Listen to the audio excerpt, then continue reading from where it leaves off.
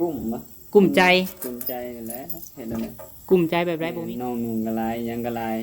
แทนตัวเองไว้อยากได้เมียอีกกว่านี้ยังตาย เข้าสิมามื้อแรงนี่ก็บ่มีบัดเมียก็อยากได้บัดนี้ หอยมันก็มื มื ด ดแปดได้ แบบอยากได้ถ้าว่าเมีย FC มันซอยได้ก็ดีใจ คือค่าชิ้นสอดนะทงมันแพงเกินเพิ่นเว้านะเจ้าว่าแพงบ่สาวทอง คือรวมเบิดประมาณ200,000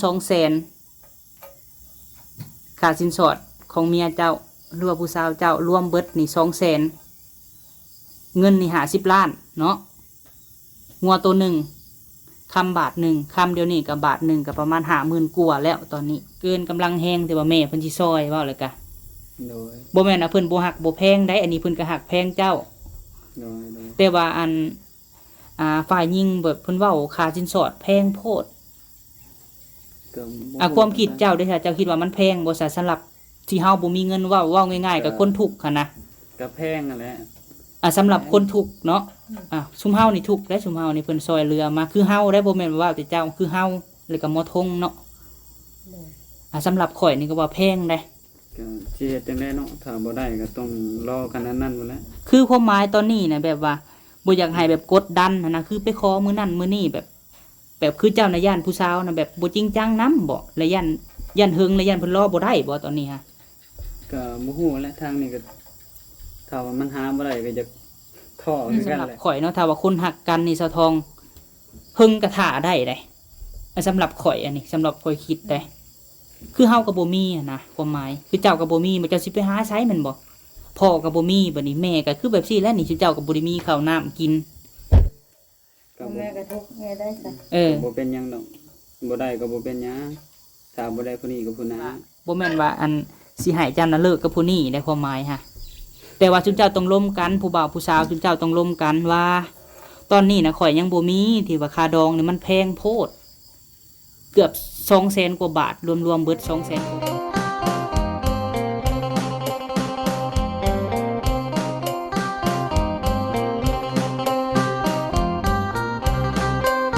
อยู่เพื่อนน้องทงเด้อพี่น้องเอ้ยสบายดีสุขุสุคนเนาะเขามาหาเพิ่นคือเก่าเนาะพี่น้องเนาะมื้อนี้ก็มาเฮือนซานเพิ่นพี่น้องเอ้ยรถไฟเด้จอดอยู่นี่เนาะรถพวงบ่หรือว่าแนวใดพี่น้องเอ้ยโอ้โอ้มากับพ่อพอดีเนาะพี่น้องเนาะสบายดีเด้อ สบายดีในทองอันเอือแหลม กูก็คุย ไม้ใช้ทงตอนนี้ค่ะ มาด้วยกันแม่ มาเทือนแม่ อันนี้คลิปใหม่บ่หรือคลิปเก่าบอก FC ดู ฮะ คลิปใหม่หรือคลิปเก่านี่ แต่คลิปใหม่ตัว คลิปใหม่คือยังบ่เปลี่ยนอยู่ลายมือเลย อันนี้นะ มี2โตบ่ บ่อันนี้สมมุติว่าได้เฮ็ดเวียกก็ โอ้ เฮ็ดเวียกเลยบ่แม่นว่า โดย อันนั่นนะ มาแต่ใช้มือนี่ อั ฮะ นนี้ก็บ่ได้ไปใช้น้องก็นุ่งเครื่องเก่านี่แหละ มึงแน่พี่น้อง ใส่สอยได้บึงเนี่ย เป็นตัดทิมกับพ่อไปพูด ของปลอม ของปลอมแรงเพิ่นมาขอต้นกล้วยไปปลูกบ่แม่นสุกแล้วบ่หมกมีน่ะคือบ่เอาไปกินแน่ ยัง บึ้งเงินทุ่ง ยังบ่ได้สูบ เชื่อมัน คือตาตี คือบ่เบิ่งจบเจือแน่ ตาตีนะ อืม เป็นตัด มาลิ้นบ่ยายทองเริ่มมานอนพี่บ่ มันลิน อืม เป็นว่าได้แรงเขาตัดก็กล้วยเป็นว่า เบิ่งมึงดูหาทงจังหวัดสุกหรือบ่จัก ไอ้แหลมเบิ่งไปกิน คือเอากกใหญ่แท้เออเลยมันสิเกิดอยู่บ่ เกิดตัดอ่อนมา โอ้ขาเฮามีแค่เท่านั้นได้ฮะ ไปในทางให้เจ้าตัวนี้นะ มีขาเท่านั้นได้ฮะ คือมีหน่อยแท้ขานี่เนาะ มีได้สีชับคนละทองสีอ้าวเลยสีอ้าวให้ โดย เบิ่ง ป้าเป็นไปนั่งอยู่บ่กับยายทองอู้พี่น้องเอ้ย กล้วยตัวนั้นจะให้กระโปรงอีกเลย อืม มาเริ่มเนี่ยเด้อแม่ มะม่วงกับเบิดเท่านี้หมากเดียวนี่บ่นี่หาทง ขอมาได้เถอะ เงินซานเพิ่นพี่น้องเอ้ยป้านั่งนี่บ่ นางแท้ๆนางก็ได้ตินางนี่ ไปผูกก็ได้ปะ ไปซะ อืม ใน YouTube บ่ ยายทองมาพี่ปะทอง เตียงนี่ สีอ้าวอยู่บ่เลยมาพูดเลยจังไงจะสิมองมองเดียว มื้อนี้มื้อก่อนน่ะมาอยู่เฮือนแม่แล้วมาพี่น้องเนาะมื้อนี้มาเฮือนทง โอ้ตัดพื้นบ่มันนี่หรือว่าแนวใด ยังบ่ได้ตัดมันนี่ครับ ยังบ่ได้ตัด แม่นฝนตกมา โป้งเพิ่นหาก็ได้ปลาทองย่านมันนั่นสั่งมาเพื่อเด็ก เที่ยวนะ นั่งเที่ยว พี่มานั่งใกล้ลูกชายเพิ่นก็ได้ พากันมาอันเพิ่นมาลิ้นที่ซื่อบ่อันนี้ฮะ แม่ ใส่ผู้วงไปใช้เลย ผู้วงเพิ่นอยู่เฮือน มื้อนี้ไปใส่ปลาทองมื้อนี้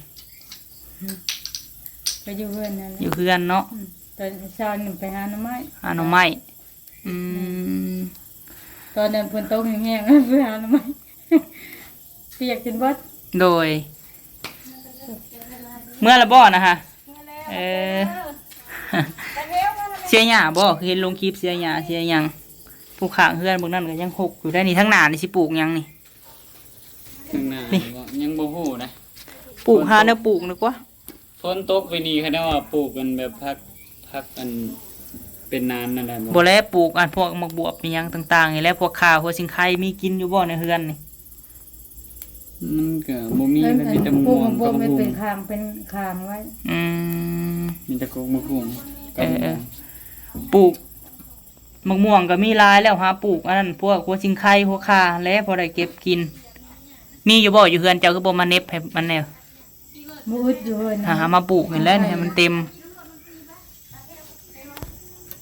มาพี่น้องเอ้ยเนาะเฮ็ดหาจังได๋คู่มือนี่หายายทอง ตัดพืช ตัดพื้น ได้หยังกินแรงมื้อนี้วันดี เน้นมะเขือ แกงหน่อไม้ แกงหน่อไม้กินตั้งแต่ตอนเพลนพ่น อืม แต่แรกก็เน้นมะเขือ เฮ็ดทานอยู่พุ่นบ่มอทงหรือแบบสิไปเฮ็ดอันนั้นไม่ตุคำบ่ ยังบ่ฮู้ตอนนี้ ยังบ่ฮู้ แม่น เป็นจังไดคือว่าบ่ฮู้ เอ้าก็มันไปสองทางเนี่ยบางทีก็ไปซอยทางนี้บางทีมาทางนี้ ไปสองทาง แม่น ภาคครึ่งนี่ได้อยู่เนาะ ไปสองทาง สิไปเฮ็ดน้ำแม่ก็ไปเพิ่นว่ามี FC เพิ่นแนะนำบอกอยู่เพิ่นว่าถ้าว่าสิไปเฮ็ดน้ำแม่ก็คือเฮ็ดน้ำแม่หั่นน่ะ ก็ เจ้า ฮ็ด เจ้าเฮ็ดทานบ่ ำแม่ ตอนนี้ฮะ แม่ อืม เมื่อวานเนี่ยเขาไปตัดเมื่อวานนี่ก็ได้ อืมหลายคนอยู่เด้ วัน ฮะ นี้เราฝนตกเราเลยไปได้เขา ผู้วงทงเจ้าน้องลินจักปีเลยน้องลินน่ะ ไม่13นะ 13แล้วซอยเวียกได้แล้วหั่นเนาะสำนักก็ได้ทงก็เท่าใด25บ่ทง เศร้าสามเนาะ 23บ่ เศร้าสาม อื เศร้าสาม มเด้หลายคนอยู่กับซอยกันก็พอได้อยู่จังได้ข้าวน้ำสัมปลาคู่มือนี่ซื้อเป็นโลบ่หรือว่าจังใด แม่ โอ้ โดน16,000 โลหนึ่ง16,000 โดน ตอนนี้ดิสามีพอกินอยู่บ่ข้าวน้ บ่ได้มี มาวันแรกนี่ก็ยังทำมาวันแรกมื้ออื่นบ่มีครับ ำบ่มีข้าวแรงบ่ทง ได้แต่มาวันแรกนี่แหละ เป็นหยังคือหันใจใหญ่แท้ กลุ่มตัวเอง ฮะ กลุ่มปะ กลุ่มใจ กลุ่มใจนั่นแหละเห็นแล้วเนี่ย กลุ่มใจแบบไรบ่มีข้าวนี้ แม่น้องนุ่งกะลายยังกะลายแทนตัวเองไว้อยากได้เมียอีกกว่านี้ยังตาย ข้าวสิมามื้อแรงนี่ก็บ่มีบัดเมียก็อยากได้บัดนี้สับสนเลยมืดจักด้านตอนนี้ฮะ หอยมันก็มื มื ด ดแปดด้าน ถูกด้านแล้ว ข่อยว่ากลัวได้8ด้านตอนนี้เนาะ จักด้านจ้า เร็วหลายด้านเติบแล้วเว่าเจ้าได้บริกลุ้มใจบ่ที่ลูกสิมีเมียฮะ มันก็เรื่องของมันแล้ว เรื่องของมันบ่แล้วเจ้าเป็นแม่จะต้องตัดสินวันแนวใดหั่นนะถามลูกอยู่บ่ลูกมีเงินมีคำอยู่บ่ตอนนี้นะ บ่มี ทางนี่ก็คือมันหาอยู่ มันหาอยู่ ถ้ามาถ่ายคลิปได้ไหมแล้วก็มัน ลงอยู่บ่คลิปมื้อนี้ค่ะฝนตกคือบ่ท้ายคลิปในเฮือนในซาน ฝนตกมันแบดเบิดก่อน แบตเบิด แม่น บ่มีแบตบ่ แบดเบิดสองเครื่องเลย เจ้าคือบ่เสื่อมใส่กันค่ะ ฮะเสื่อมแบต บ่แล้วเสื่อมอัน YouTube และเสื่อมช่องใส่กันให้มันมีเครื่องนี้เครื่องนั้น มันแบดเบิดสองเครื่อง อืม สากบ่ทันซ้ำมื้อคืนนี่ก็มันอันนั้นก่อน โดย มันดับก่อน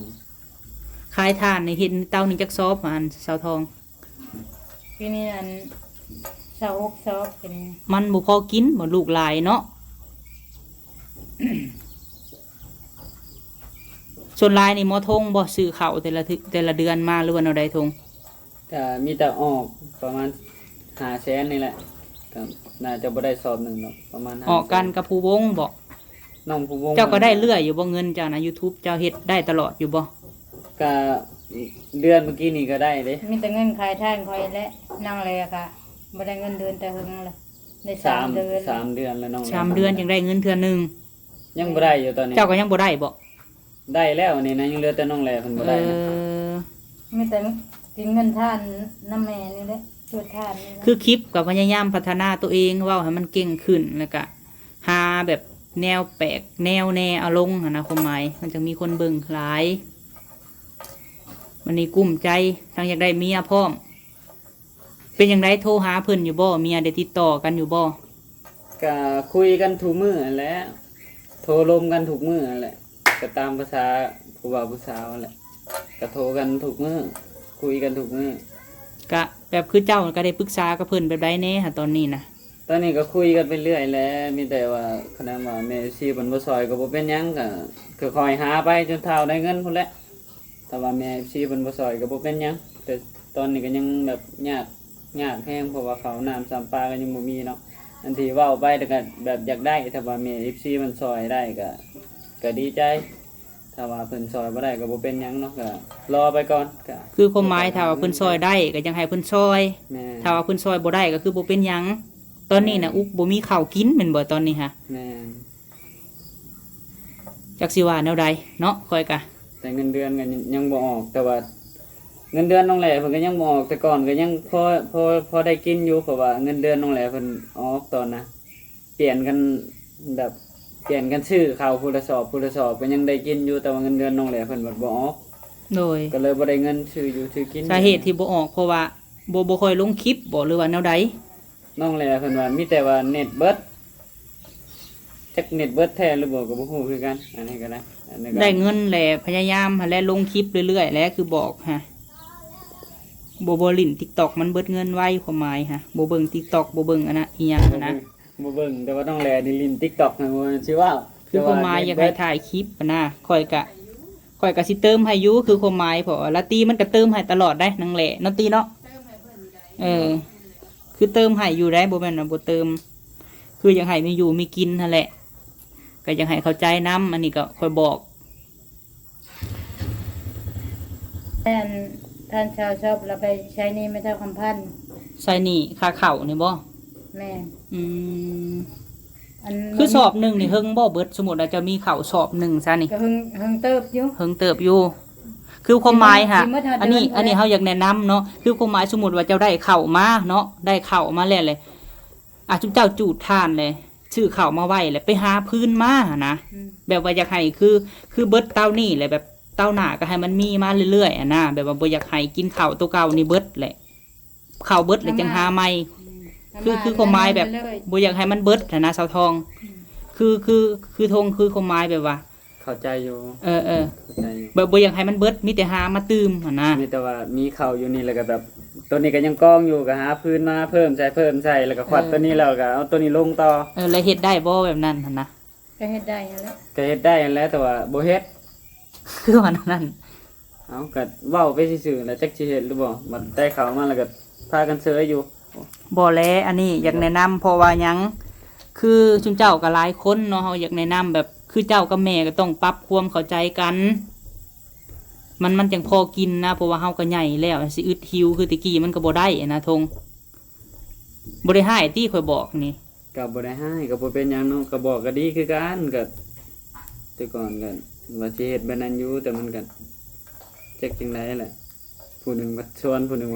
บ่ไปผู้หนึงเมื่อยสมมุติว่าเจ้าชวนแล้วก็เมื่อยจังซั่น จุมันแม่เมยกะชูกับเขากับอีเลย ใครในดอกอะไร แม่ ก็ พาเท่ากูผู้เดียวเนาะแม่เมยแล้วถ้าแม่พักผ่อนชูกับไปหาชูให้น้องชู โอ้ยเฮาก็บ่ได้บังคับให้เจ้าไปขนาดนั้นดอกแม่เอ้ยแบบนี้แหละ เลื่อนกูบ่เมยกะกูก็ชวนนี่แหละไป โดยเจ้าน่ะเมื่อยคู่มืออะไรแม่เอ้ยส่วนอีแหละคือมันสิไปนำนี่ คือแบบนี้แล้วมาเสียหญ้าส่วนมันเท่าใดเถื่อเฮือนจนหกเบิด เอ้ยเนาะสิว่าแนวใดเนาะเรื่องข้าวเรื่องน้ำนั่นก็พี่น้องเอ้ย กูจะมัน ผู้ชนมันไปนะ วันนี้หามีกินอยุ่นบอกมื้อนี้นะ ก็มีแต่มื้อนี้และมื้ออื่นก็ได้มาเทื่อนึง แล้วก็บ่มีบัดนี้ ได้มาแต่มื้อแรกนี่นะ บ่ฮู้ดอกข้าวอยู่เพื่อนหลังนั้น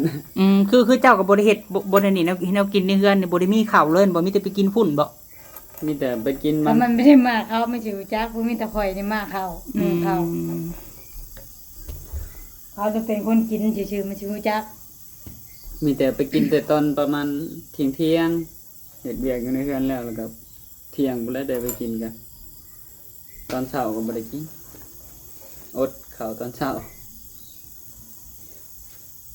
มีแต่ว่ามื้ออื่นก็เข้าป่าตัดไม้เจ้าหมอทงนางแหล่นางลิ้นทิ้งถ้วยวันดี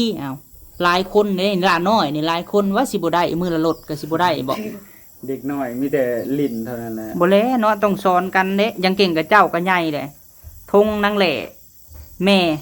3คนได้นางลิ้นน่ะ4คนแหละ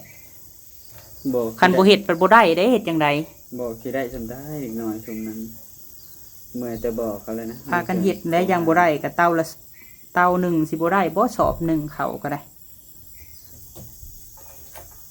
บอกเอาหั่นแหละเฮ้ยลักๆก็คือ เจ้าเป็นอ้ายแล้วก็แม่และ ที่แรกมันชวนเพิ่นชวนมันไป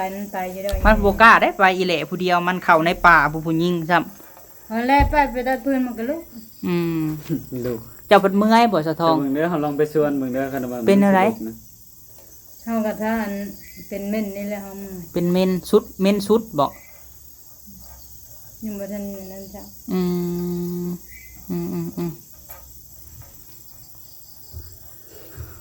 ทงแห่งหันใจหน่อยใจใหญ่อยู่พี่น้องเอ้ย เป็นตั้งแต่หึงตะโดนแล้วได้โชค3ทิศแล้วยังบ่วิตอยู่ เอ้า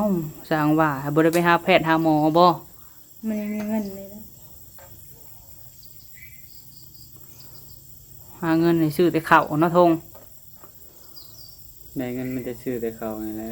มือเถื่อมันก็ขาดน้ำแหละอยู่คนเดียวมันก็สบาย อยู่หลายคนก็คือว่านั่น ก็บ่จักคำสิว่านํคือกัน เนาะ ซุมื้อนี่ก็อยู่ อยู่อึดๆหิวบ่ ก็มือเถื่อก็มีกินแน่มือเถื่อบ่มีมันก็ขาดหาก็ขาดช่วงนี้อันเนี้ยหาก็ขาดตอนเดือนนี้แหละ เดือนนี้ ตะกี้ก็มีพออยู่พอกินบ่ แม่นมันหาก็ขาดเดือนนี้แล้วเพราะว่าเงินโรงแรมเพิ่นบ่ออก เพิ่นหาก็ได้800เท่าไหร่800กับ6เหรียญ ผูกมันก็หลายแล้ว800กับ6เหรียญ800ดอลบ่ 80 โอ้80ดอล 86 แม่นบ่ 86เหรียญซื่อ86เหรียญแล้วก็3เดือนเลยได้หาก็8 เจ้าน่ะได้กูเดือนบ่เจ้าเงิน YouTube นะหรือว่า 3-4 เดือนได้เทื่อนึง บ่บางทีก็น่ะเดือนนี้น่าจะอันได้ไวเดือนนี้เพราะว่าเดือนนี้เพิ่นลงคลิปเด้ ลงหั่นแหละเฮ็ดจังไดคือความหมายนี่เจ้าแฮงมีผู้ใหญ่ซัพพอร์ตเรื่องเติมเงินเติมหยังก็ต้องลงเฮ็ดอยู่เฮ็ดกินไปข้างหม้อหนึ่งข้างหวดข้างอีหยังเฮ็ดกินเห็นบ่เฮ็ดไปแล้วเลยถ่ายมีขาตั้งกล้องก็ถ่ายไปเว้าไปโลดอีหยังกะ ก็ เมื่อวานนี่ก็ให้ตีซื้อยามาให้แพงหนึ่งยานนั่นเด้ยามปีนั่นเด้ เจ้านะ ยังได้ไข่อยู่ได้ เจ็บบ่เจ็บท้องนี่บ่ เจ็บท้องน้อยนี่แหละคุยอยู่ อ้าว ถ้าหนึ่ง บาง กิน เทื่อ ก็ ก็มาเจ็บทั้งเทื่อก็เจ็บ ถ้าหนึ่งกินเอง ถ้ามันเจ็บแล้วก็มันก็ลงเลย บ่คือความหมายอันนี้ฮะคือนางแหล่เนาะสมมุติว่าเราอยู่กับแม่ฮะนางแหล่ตอนนี้ฮะให้เขากินอยู่พุ่นคือเขาหั่นนะแบบเจ้านี่ผู้เดียวค่อยว่าสอบหนึงนี่เจ้าบ่ได้เบิดได้เดือนหนึงนี่ ก็บ่เบิดดอกก็ว่า คือเจ้าได้เงินแล้วเจ้าต้องแบ่งสมมุติเขานี่700,000กว่าเนาะเจ้าต้องแบ่งได้เงินเดือนซะ 2-3 ล้านก็สิได้บ่ประมาณเดือนหนึง คันอยู่คนเดียวนํก็ได้อยู่ แล้วนี่เจ้าได้เงินเดือนมาแล้วเจ้าก็ใหญ่แล้วเจ้าต้องแบ่งซื้อข้าวสอบหนึงซื้อแนวอยู่แนวกินใส่ตู้เย็นให้มันเต็มตู้แบบทุกอย่างแล้วเจ้าก็เฮ็ดกินผู้เดียวหั่นนะความหมาย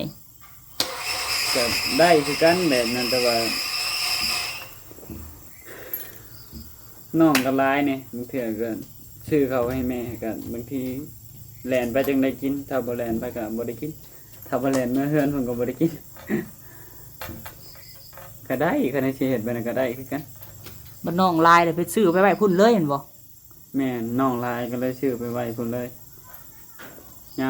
มอยากก็ไปกินถ้าบ่อยากแล้วก็บ่ได้ไปมีแต่ส่วน ต้องแบ่งแล้วเว้าคืออยู่พี่กับของเจ้าเพื่อนกับเพื่อนเจ้าได้อยู่พี่เพราะว่าเฮาก็ซ้ำครอบครัวหนึงเลยได้เจ้าอยู่พี่เจ้าต้องคิดว่า ตีก็ขายทานเท่านั้นยังเฮากันมันทานชื่อกันนั้น มันคือเสาทองนี่เอายาทองนี่ก็กับนังแหละเอาเพื่อนกับเพื่อนเขามันบ่ลังนั่นน่ะสมมุติข้าวอยู่พุ่นสอบหนึงบ่ว่าจุเจ้าเบิดแล้วจุเจ้าสิมากินอยู่พี่บ่ มันบ่ได้มาแล้ว จุเจ้าต้องแยกกันแบบนี้นะความหมายฮะ บ่มาเบิดก็มาสิยากอีหยัง แล้วมันก็สิบ่กุ้มกินนะคือสอบหนึ่งผัดแบ่ง2บ่อนรวมเบิดจักคนเฮือนเจ้าตอนนี้ จะน้ น้ำ อ มั ย น6 6คน น้อยคนละเดี๋ยวนี้ บัดกินอยู่ผัดเด็กน้อยเนาะหลายคนซ้ำ เด็กน้อยนะเขากินบ่แม่นสิเว้าต่อกินจนแบบบ่เหลือให้ทั้ง โอ้เนาะถ้าสิว่าเด็กน้อยบ่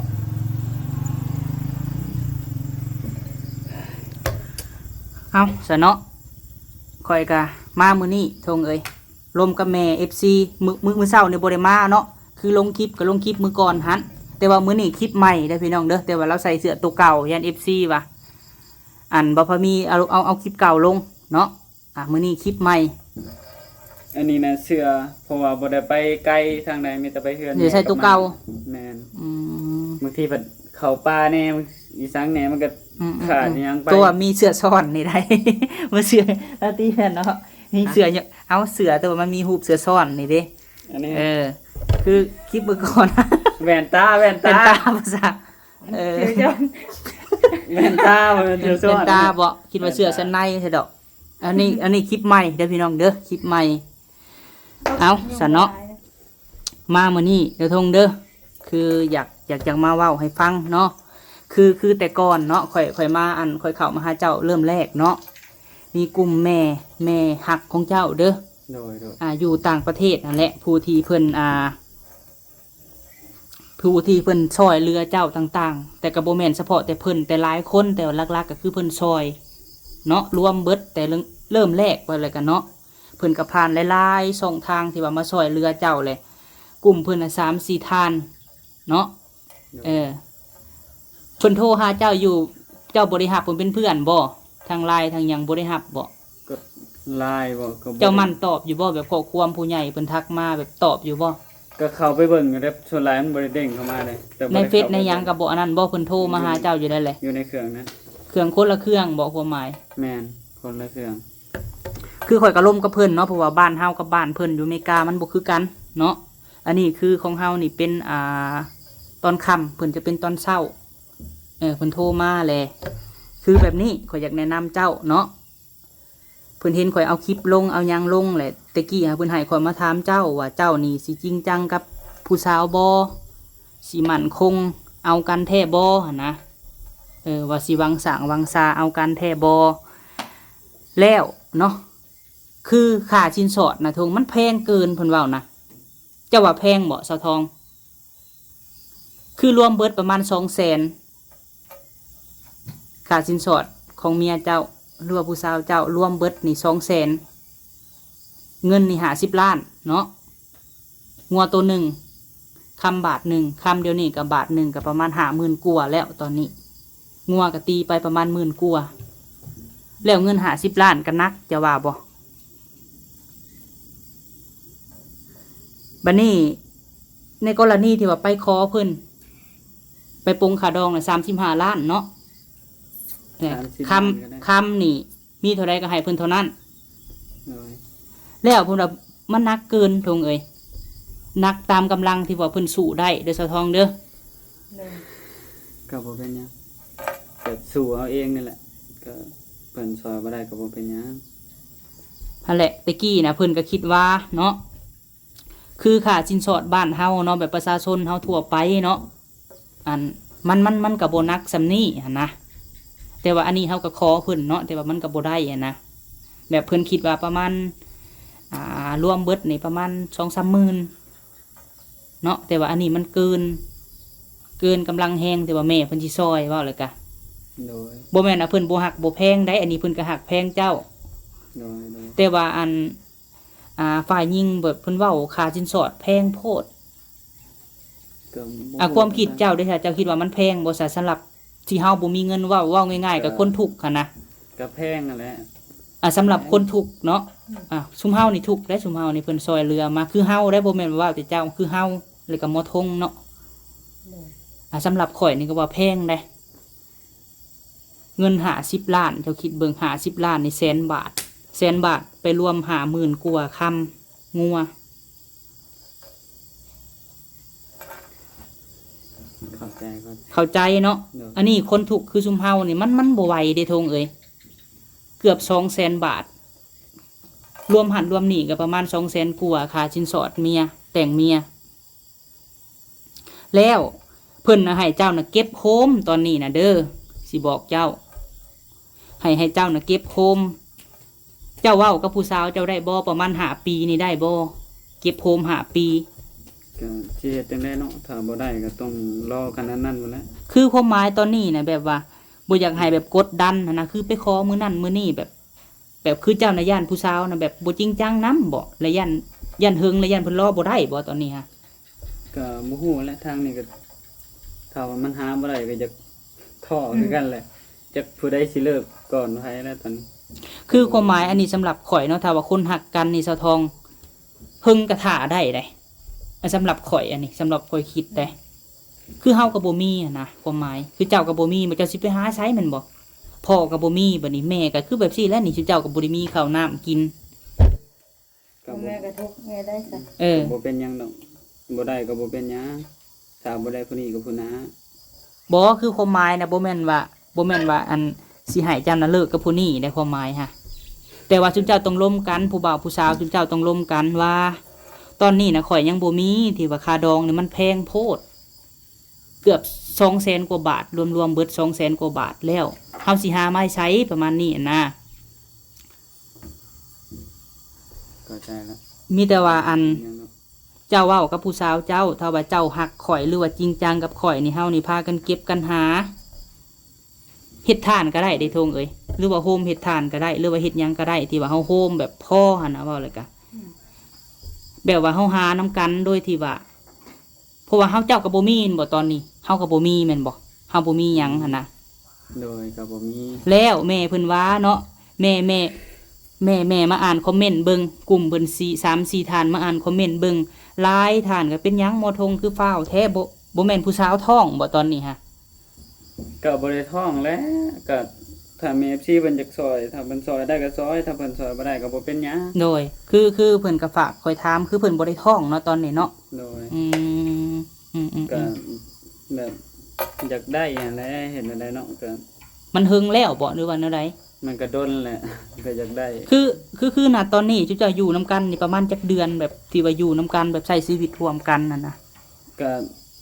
แบบบ่ได้ใช้ชีวิตร่วมกันดอกแบบมาลิ้นแล้วก็แบบมันค่ำๆแล้วก็เพิ่นก็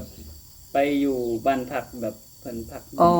คือความหมายบ่ได้แบบใช้ชีวิตอยู่ร่วมกันนู่นนั่นนี่แบบกินข้าวแบบอีหยังนํกันทุกมื้อไปหันไปนี่นํบ่ได้ใช้ชีวิตร่วมกันแบบนี้บ่มีแต่ว่าคำว่าผู้บ่าวผู้สาวเลยมักเลยอยากไปขอประมาณนี้บ่ อืม แต่เราก็เศร้าบ้านพักอยู่บ่ละอยู่พี่ก็ตอนตะกี้แต่เราบ่ทันไปไทยก็ แม่นเพิ่นเฮียนเพิ่นก็อยู่อันพักอยู่โรงเรียนพุ่นเด้มันเป็นหม้องห้องพักแบบเพิ่นบ่ให้เช่าอีหยังดอก มีแต่ว่าไปมาหาสู่กัน แม่ เออและเจ้าก็คิดบ่ว่าเพิ่นสิจริงจังกับเฮาแท้บ่นะ ก็คุยขนาดนี้แล้วก็น่าจะจริงจังก็ถามมันแล้วก็เขาก็ฮักเฮาอยู่ โดยจักสิว่าแนวใดทงเอ้ยข่อยก็มันนักที่ว่าค่าสินสอดเนาะแต่ว่าถ้าว่าคนเฮาหักกันเนาะมันก็พอสิอันนั้นหั่นนะแต่ว่ามันแพงเกินซ้ำคนที่ว่าคนหังคนมีแบบซ้ำคือว่าซ้ำคนรวยเว้าแหล้วก็เนาะอยู่ไทยหั่นนะซ้ำคนรวยเด้ค่าสินสอด200,000นี่เฮาเพิ่นบ่มีหั่นนะเว้าแล้วก็ โดย แต่ว่าถามว่า FC นี่เพิ่นช่วยได้บ่เนาะก็มันหนักเกินคือแม่ FC ผู้เพิ่นเคยฝากเงินซื้อข้าวเนาะแต่ละเทื่อบางเทื่อเพิ่นก็ผ่านลาตี้เนาะบางเทื่อผ่านมาแล้วก็ผ่านสายบุญบางเทื่อคือเพิ่นก็คิดว่าเนาะแบบเจ้ากับเพิ่นนี่มักหักกันแล้ว แบบมันบ่สูงตามที่แห้งเพิ่นแบบสู่ได้อะนะสาวทองจะเข้าใจบ่แบบคือคน2 คนนี่มักกันแล้วแบบว่ามันบ่แพงเกินที่ว่าเพิ่นซอยอะนะ ซอยได้2-3 หมื่นนี่แล้วเลยหั้นนะความหมายเนาะแต่ว่าอันนี้มันแบบเกินหั้นนะทงเกินกำลัง แบบขอก่อนก็บ่ได้บ่ ขอก่อนคือขอก่อนนี่กะ30 ล้านมันก็ตกอยู่35 ล้านนี่ก็ตกอยู่4-5 หมื่นกว่าบัดนี้ค้ำอีกตอนนี้สลึงหนึ่งเท่าไรก็ละตีสองสลึงหนึ่ง สลึงหนึ่งนะ แบบทรง9 ล้านมันแพงเลยทงเอ้ย หาเองกับจัง บ่เป็นหยังหาเองก็ได้โดนทำได้ก็เห็นเอาได้มักกันก็ต้องหาแต่ง แม กัน นต่างคนแบบคือความหมายอันนี้นะข่อยก็เข้าใจอยู่ว่าตอนนี้นะเจ้าคิดหลาย แต่บ่อยากให้คิดนะความหมายเอาอย่างเช่นชุดเจ้าก็บ่ได้แบบเอาเว้าง่ายๆบ่ได้นอนบ่ได้มีหยังนํกันคือตอนนี้นะแบบเราก็บ่ได้ถือพาคาท้องก็ยังอยู่ไผอยู่มันอยู่กะให้หาเงินไปก่อนเนาะกล้าว่ามันพอจะว่าคือเฮาว่าบ่กล้าว่าพอเอาสมมุติเอาค่าดอง200,000 บาทก็เอาข่อยมีเงินในถุงข่อยแล้วตอนนี้ตบถุงใส่มีแล้วตอนนี้ข่อยพร้อมไปขอไปแต่งแต่ว่าอันนี้เฮาบ่มีเด้สะทอง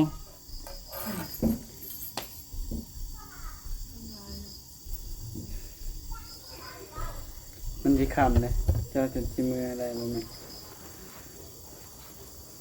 บัดนี้เราไปอยู่เหตุงานอยู่ไทยบัดนี้เราหาแล้วเราฝากมาให้ใช้บ่หรือว่าแนวใดทง ก็บ่ได้พากแล้วเพราะว่า แบบเพิ่นก็เก็บแต่เพิ่นเนาะ แม่น แต่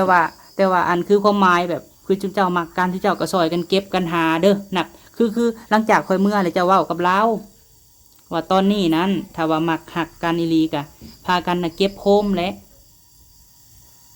เก็บโฮมเนาะเพราะว่าคันเฮามีอยู่แล้วก็มันบ่ยากเด้คันสิไปเฮาขอเมียทงเอ้ยตอนนี้เฮาก็ยังบ่มีเว้าแล้วก็ เข้าใจอยู่อันนี้ก็แต่ว่าบ่เป็นหยังดอกมีแต่หาเอาเองนั่นแหละ โดย คือเจ้าเนี่ยมาคิดนักนี่อย่าขอก้อนว่าและกะขอไว้หรือจังพากันหา แต่ว่าโตคอเนี่ยมันก็นักค่ะนะ30 ล้านเนาะ30 ล้านหรือว่า35 ล้าน ขอแล้วก็อยู่นํกันแล้วมันก็สบายบ่สบายปานใดก็เฮ็ดเอาได้เนาะมักเขาก็อยู่นํเขาแหละแต่ก็บ่ได้ก็บ่เป็นหยังดอกมีแต่ก็คอยหาไปนั่นแหละ แต่แม่ผู้เพิ่นซอยเจ้าเพิ่นกับบริปะบริทิมเพียงแต่ว่าเพิ่นยังให้ลูกทงนี่คิดคักๆเด้อคิดคักๆคิดคักแน่คิดอ่านเบิ่งก่อนเฮาต้องไต่ตองเบิ่งว่าการสิเฮามีลูกมีเมียว่าเฮากลุ่มครอบครัวบ่ต่อไปหาทงบัดนี้เอามากอะสิเฮ็ดหาแนวใด เฮ็ดเผาทานถ่ายคลิปอีหยังไปนี่แหละ อันนี้คือข่อยกระตั้งหน้าเพิ่นแบบฝากความมาเว้าแล้วก็ฝากให้บอกคณะเว้าแล้วก็เอาสมมุติว่าข่อยลูกผู้นี้เว้าแล้วก็เนาะลูกผู้นี้อยากให้สอนให้หั้นนะเว้าแล้วก็คือเพิ่นบ่ได้ป้าบ่ได้ถิ่มเด้อแต่ละเทื่อเพิ่นฝากเงินมาซื้อข้าวให้จุนเจ้าตลอดคืออีหยังบางเทื่อเพิ่นก็บ่ได้ออกชื่อออกเสียงหั่นนะ บ่เป็นหยังดอกถ้าบ่ได้ก็บ่เป็นหยัง